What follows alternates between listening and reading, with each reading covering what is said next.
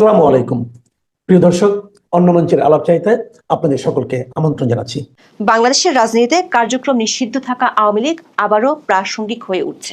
দেশে থাকা দলটির নেতাকর্মীদের মিছিল আর শোডাউন চলতি মাসেই দলটির পক্ষ থেকে বড় ধরনের শোডাউন করা হতে পারে। আবার আওয়ামী লীগকে নিষিদ্ধ করায় সরকারের উপর আন্তর্জাতিক চাপও বাড়ছে। ব্রিটিশ সংসদে বিষয়টির কড়া সমালোচনা করা হয়েছে। এ নিয়ে ব্রিটিশ সংসদ থেকে জাতিসংঘের কাছে চিঠিও পাঠানো হতে পারে। আওয়ামী লীগকে নিষিদ্ধ করার বিষয়টিকে ব্রিটিশ এমপিরা দেখছেন গণতন্ত্রের উপর নজিরবিহীন হামলা হিসেবে। এদিকে জাতিসংঘের বিশেষ দূত বাংলাদেশের অন্তর্বর্তী সরকার প্রধান উপদেষ্টার সাথে সাক্ষাৎ করে আওয়ামী লীগের নিষিদ্ধের বিষয়টি দ্রুত শুরু করার তাগিদ দিয়েছেন। সবশেষ জাতীয় পার্টির অফিসে সরকার সমর্থক একটি পক্ষ হামলা চালানোর পর বিষয়টি নিয়ে বিপাকে পড়েছে সরকার।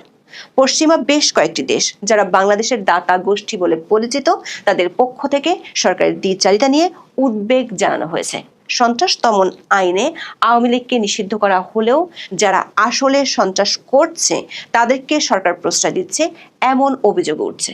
বাংলাদেশের ভোটের রাজনীতি ছিল মূলত দুই দল কেন্দ্রিক। এর একটি আওয়ামী লীগ ও অন্যটি বিএনপি। 1991 সাল থেকে 2008 সাল পর্যন্ত বাংলাদেশে নির্দলীয় সরকারের যে 4টি অবাধ ও সুষ্ঠু এবং অন্তর্ভুক্তিমূলক নির্বাচন হয়েছে, সেই নির্বাচনগুলোতে আওয়ামী লীগ এবং বিএনপি সবচেয়ে বেশি ভোট পেয়েছে। বিএনপি সর্বোচ্চ 2001 সালে প্রায় 41% ভোট পেয়েছিল 2008 সালের নির্বাচনে। 1991 সাল থেকে আওয়ামী ও বিএনপির ভোট ওঠানামা করলেও জামাত ইসলামী এবং জাতীয় পার্টির ভোট ব্যাংক কমতি দেখা গেছে।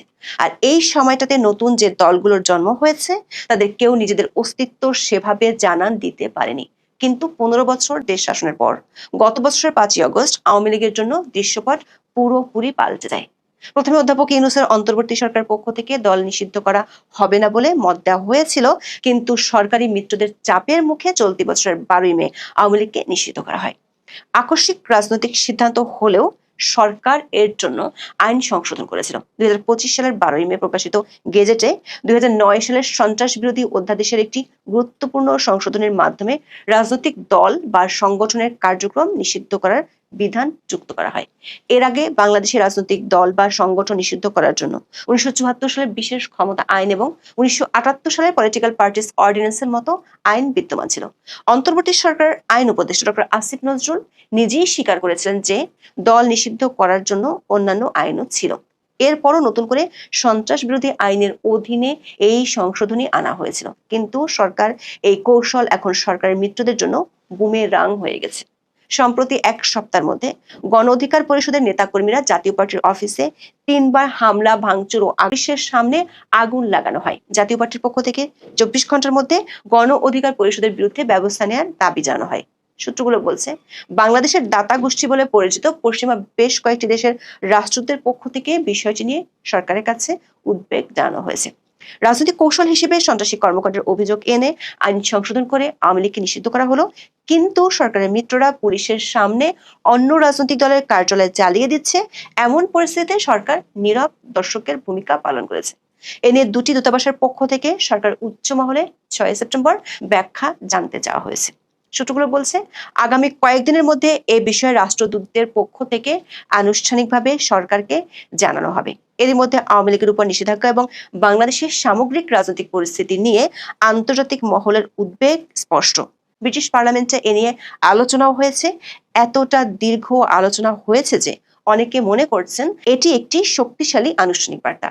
পার্লামেন্টের বিতর্কে একাধিক ব্রিটিশ এমপি বাংলাদেশের মানবাধিকার পরিস্থিতি, গণতন্ত্রের রীতিনীতি এবং রাজনৈতিক প্রতিপক্ষের বিরুদ্ধে সন্ত্রাস বিরোধী আইনের ব্যবহারের কঠোর সমালোচনা করেছেন। বিশেষ করে 2025 সালের মে মাসে আওয়ামী লীগের কার্যক্রম নিষিদ্ধ করার সিদ্ধান্তকে ব্রিটিশ এমপিরা গণতন্ত্রের উপর নজিরবিহীন হামলা হিসেবে আখ্যায়িত করেছেন।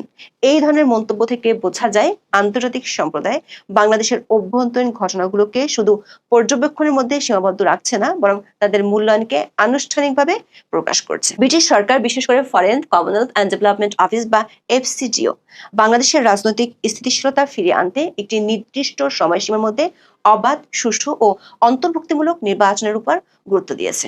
ব্রিটিশ পার্লামেন্টের আলোচনায় বাংলাদেশ সরকারের উপর রাজনৈতিক দল নিষিদ্ধের ইস্যুটি নিয়ে চাপ প্রয়োগের জন্য আইসিসি এবং জাতিসংঘের বিশেষ প্রতিনিধিদের কাছে চিঠি পাঠানো নিয়ে আলোচনা হয়েছে। 4 সেপ্টেম্বর প্রধান উপদেষ্টা ডক্টর মোহাম্মদ ইউনূসের সঙ্গে সাক্ষাৎ করেছেন বাংলাদেশের জাতিসংঘের আবাসিক সমন্বয়ক গোয়েন লুইস। সেই সাক্ষাতে দল নিষিদ্ধ করা, জাতীয় পার্টির উপর সরকার সমর্থকদের হামলা এবং বাংলাদেশের মানবাধিকার পরিস্থিতির চরম অবনতিতে আন্তর্জাতিক মহলের উদ্বেগ যে বাড়ছে সেটি জাতিসংঘের পক্ষ থেকে অধ্যাপক ইউনূসকে জানিয়ে দেওয়া হয়েছে। যদিও সরকারের পক্ষ থেকে বিবৃতি দিয়ে দাবি করা হয়েছে গোয়েন লুইস বাংলাদেশের ফেব্রুয়ারির নির্বাচনের পক্ষে থাকার কথা বলেছেন, তবে বাংলাদেশের জাতিসংঘ দপ্তরের সূত্রগুলো বলছে সব দলের অংশগ্রহণে নির্বাচন না হলে সেটি আন্তর্জাতিকভাবে যে ঘনিষ্ঠ জন বলে পরিচিত গোয়েন লুইস। এর আগে জাতিসংঘের বিশেষ দূত টম অ্যান্ডারসও অধ্যাপক ইউনূসকে একই বার্তা দিয়ে গেছেন। দেশের বাইরের চাপের মধ্যে আওয়ামী লীগ ইস্যুতে দেশের ভেতরের পরিস্থিতি নিয়ে চিন্তিত অধ্যাপক ইউনূসের ঘনিষ্ঠ কয়েকজন উপদেষ্টা। 5 সেপ্টেম্বর রাজধানীর 3টি স্থানে আওয়ামী লীগ ও অঙ্গ সংগঠনগুলো মিছিল করেছে। ঢাকার বাইরে 2 জায়গায় মিছিল করেছে। সরকারের জন্য উদ্বেগের বিষয় হলো আগে ঝটিকা মিছিল হতো, কিন্তু শুক্রবারের মিছিলগুলো ঝটিকা আর ছিল না। এমনকি পুলিশকে দেখে আগের মতো আওয়ামী লীগের নেতাকর্মীরা দৌড়ে পালায়নি।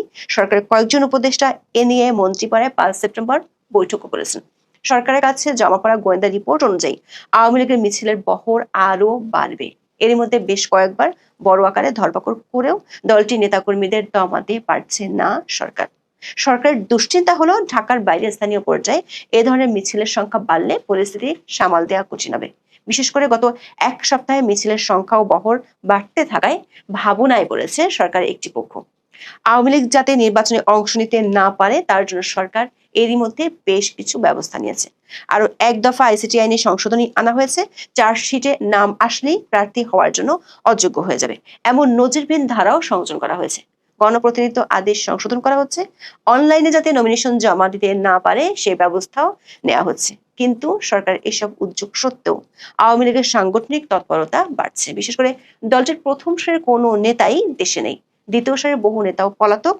তারপরও মিছিল ও সাংগঠনিক তৎপরতা বাড়ছে। আওয়ামী লীগের একাধিক সূত্র বলছে আওয়ামী লীগের নীতি নির্ধারণী কার্যক্রম মূলত ভারত থেকে পরিচালিত হচ্ছে। আইনি ফার্ম নিয়োগ দিয়েছে। লন্ডনের ডাউটি স্ট্রিট এর মধ্যে জাতিসংঘের কয়েকটি সংস্থার কাছে চিঠি দিয়েছে। এখন সংগঠনটি দেশের অভ্যন্তরে তাদের সাংগঠনিক শক্তি ও তৎপরতার শোডাউন করতে চায়। জাতীয় পার্টির উপর হামলার ইস্যুকে কেন্দ্র করে দলটির তৎপরতা বাড়লে সেটি আন্তর্জাতিক পক্ষগুলোর সমর্থন আদায়ে সহজ হবে। বাংলাদেশের রাজনীতি এখন এক গুরুত্বপূর্ণ সন্ধিক্ষণে দাঁড়িয়ে। আওয়ামী লীগের বর্তমান অবস্থান একটি জটিল ধাঁধার মতো, যেখানে আইন, তৃণমূলের প্রতিরোধ, সরকারের দৃঢ় কৌশল এবং আন্তর্জাতিক চাপ সবই একসঙ্গে কাজ করছে। আওয়ামী লীগের উপর নিষেধাজ্ঞা, তাদের প্রতীক স্থগিত এবং নেতাদের বিরুদ্ধে মামলা সত্ত্বেও দলটি রাজপথে নিজেদের উপস্থিতি জানান দিচ্ছে। সরকারের কৌশল এবং আরপিও সংশোধনী সহ নানা উদ্যোগ আওয়ামী লীগকে নির্বাচন থেকে দূরে রাখার একটি স্পষ্ট প্রচেষ্টা। কিন্তু দলটির সমর্থকদের তৎপরতা এবং আন্তর্জাতিক ভূ রাজনৈতিক সমীকরণগুলো মনে করছেন বিশ্লেষকেরা। আন্তর্জাতিক মহল, বিশেষত ব্রিটিশ পার্লামেন্ট এবং জাতিসংঘ বাংলাদেশের গণতন্ত্র ও মানবাধিকার নিয়ে উদ্বেগ প্রকাশ করছে। এটা স্পষ্ট বাংলাদেশের ভবিষ্যৎ এখন একটি অনিশ্চিত এবং উত্তপ্ত পরিস্থিতির দিকে এগোচ্ছে। এটি এমন একটি দাবা খেলার মতো যেখানে প্রতিটি চাল এবং পাল্টা চাল পরিস্থিতিকে আরো জটিল করে তুলছে এবং বোর্ডের চিত্র দ্রুত পরিবর্তিত হচ্ছে। না, আপনি ভাবছেন ওরা মাজার করতো তাই ওদের এই বিপদ হচ্ছে। আমি বলবো উনি অধ্যাপনা করতেন তাই এই বিপদ হচ্ছে। আমি বলবো উনি 5 ওয়াক্ত নামাজ পড়তেন না কোনোদিন মসজিদে দেখি নাই তাই এই বিপদ হচ্ছে। আরেকজন বলবে উনি নাটক করতেন তাই এই বিপদ হচ্ছে। কদিন আগে দেখলাম মুস্তাফা সরোয়ার ফারুকী, মানে তিনি বলেছেন এই যেসব রবীন্দ্রনাথ নজরুল এই ভারতীয় আধিপত্যবাদের সংস্কৃতি থেকে বাংলাদেশকে মুক্ত করতে হবে, বাংলাদেশের মা আইয়ুব বাচ্চু। এখন লালন ফকিরের মাজার নিয়েও তো বাংলাদেশে এই যে পন্থী, যারা মাজার বিরোধী পন্থী, তাদের চরম আপত্তি। ডক্টর ইউনূসের অন্তর্বর্তীকালীন সরকার বাংলাদেশে এমন এক আজব শাসন তৈরি করেছেন, মবের শাসন বা প্রেসার গ্রুপের শাসন, যে বলা মুশকিল। এই আজব ন্যায়হীন বিচারহীন যেমন ইচ্ছে তেমন করার দেশে মব যে লাশ উঠিয়ে নিয়ে পিটিয়ে পুড়িয়ে মারলো, মানে মারলো বলা তো ঠিক হচ্ছে না, এরই মধ্যে সেটি মৃতদেহই বটে। একটা মৃতদেহকে কবর থেকে তুলে এনে পাগলের মতো পেটালো, তারপর মহাসড়কে নিয়ে আগুন ধরিয়ে দিল, মানে এবং এই ঘটনার ভিডিও সারা পৃথিবীতে ছড়িয়ে পড়লো। আপনি নিশ্চয়ই ভাবছেন এর চেয়ে নিচে। আসলে এখন এটাই সবচেয়ে বড় উদ্বেগের কারণ যে আমি প্রতিদিন আরো নিচে আমাদেরকে নামতে দেখে দেখে বুঝতে পারি না যে ডক্টর ইউনূস সরকারের কি এটাই ফাইনাল খেলা নাকি আরো অনেক খেলা বাকি আছে। দেখেন, সেই মারা শুরু হলো তখন থেকে এই পর্যন্ত বাংলাদেশের গণপিটুনিতে মানে বিপুল পরিমাণ মানুষ নিহত হলো। মানবাধিকার সংগঠনগুলো বলছে যে রেকর্ড পরিমাণ মানুষকে প্রতিদিন গণপিটুনিতে মারা হচ্ছে। বুঝতেই পারছেন ইউনূস সরকারের আমলে মানবাধিকার সংস্থাগুলো প্রায় নেই বললে চলে। সেই মানবাধিকার সংস্থাগুলো পত্রিকা থেকে যে খবর পাচ্ছে, মানে যেগুলো রিপোর্টেড হচ্ছে, তাতেই তারা বলছে পিটিএ মারার সংখ্যা মানে রেকর্ড ছাড়িয়ে যাচ্ছে। দেখেন ঢাকা বিশ্ববিদ্যালয়ের হলে পিটিএ মেরেছে, একজন ভাত খেতে গিয়েছিল তারপর, কিন্তু আমরা ভেবেছি বিপ্লবোত্তর পরবর্তী সময়ে এমন হতেই পারে। মানে আমাদেরকে টেলিভিশন টক শোতে জ্ঞানী বিদ্বজ্জনরা এসে সব বলছেন যে যেই আওয়ামে জাহিলিয়া নাকি ছিল বাংলাদেশে, মানে যে দুঃশাসন, যে অন্ধকার যুগ চলেছিল আওয়ামী আমলে, আয়ামে জাহেলিয়ার আদলে তারা বলছেন আওয়ামে জাহেলিয়া। কাজেই এই জাহেলিয়া পার হয়ে যখন সুশাসনের সূচনা হবে তখন নাকি এমন ঘটতেই পারে। এমন বলতে বলতে আমাদেরকে এই অবস্থায় নিয়ে এসেছে যে এখন বিভিন্ন সময় বিভিন্ন শহরে একেবারে রাস্তার পারে কুপিয়ে পিটিয়ে মারা হচ্ছে, এবং আমরা দেখছি একজন ব্যক্তি কোপাচ্ছেন, হাত মানে পড়ে আছে, ওই ব্যক্তিটি তখনও বেঁচে আছেন কিন্তু তাকে কোপানো হচ্ছে। আমরা ভাবছি বিপ্লব পরবর্তীতে এক জাহিলিয়া থেকে মুক্তি পেতে যে সুশাসনের বাংলাদেশ শুরু হয়েছে, তাতে নিশ্চয়ই এমনটাই স্বাভাবিক। তার মানে পিটিয়ে মারা স্বাভাবিক করে ফেলা হয়েছে, কুপিয়ে মারা স্বাভাবিক করে ফেলা হয়েছে। দেখেন কত কিছুকে আমরা গত 1 বছরের মতো সময়ে বা তার কিছু বেশি সময় ধরে একেবারে স্বাভাবিক হিসেবে ধরে নিয়েছি। এখন দেখেন এমন এক চমৎকৃত করার মতো ঘটনা ঘটলো বাংলাদেশে যে সারা পৃথিবী চমকে উঠেছে। মানে আমার তো মনে হয় বাংলাদেশে যারা বাস করেন তাদের সবার আত্মা চমকে ওঠার কথা, যে রীতিমতো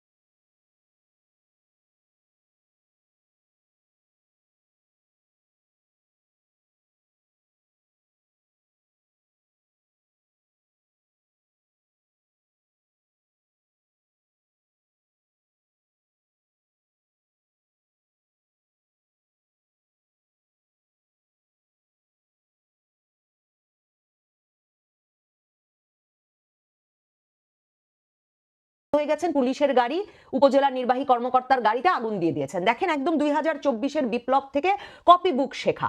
এবং তারপর পুলিশ ততক্ষণে, তার মানে পুলিশে আগুন, পুলিশ আহত, তারপর তারা এই কর্মসূচির নাম ঘোষণা করেছেন মার্চ ফর গোয়ালন্দ। দেখেন একদম মার্চ টু ঢাকা কর্মসূচির আদলে 5ই আগস্টের তারা কর্মসূচি ঘোষণা করেছেন মার্চ ফর গোয়ালন্দ।